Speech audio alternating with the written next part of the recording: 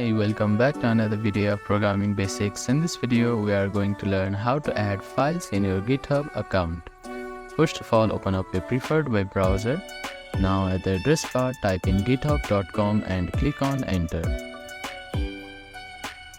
Now to add any of your files, you need to create a repository here. Simply click on this button and type the name of your repository and click on create new repository button. I have already created one, so I am going to upload my files on here.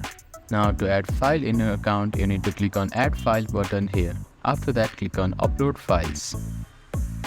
Now you can choose files by clicking on this link here, or you can also drag and drop your files on this field here. Now select all files you want to add and simply drag and drop it here. After the uploading is completed, you can click on commit changes button. Now you can see that your files has been added successfully.